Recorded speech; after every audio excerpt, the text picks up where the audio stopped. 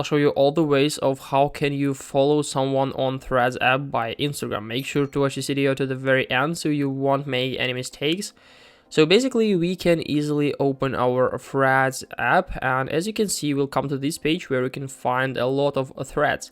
And basically if you want to follow someone, we can just simply click on their avatar in the left side like part of the screen. So I'm going to click on Netflix avatar, and as you can see it asks, do you want to follow Netflix? I'm going to click on follow, and after that he was successfully added to our following list on our profile.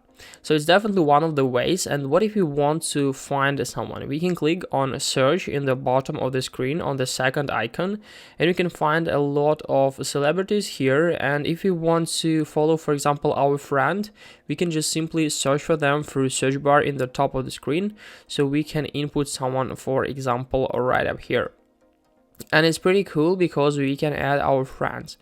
The other way of how can we try to find and follow someone is that we can open someone's profile, for example, and as you can see we can find the information that this account has like 228,000 followers. So we can click on this information and we'll come to this page where we can find all the followers right up here.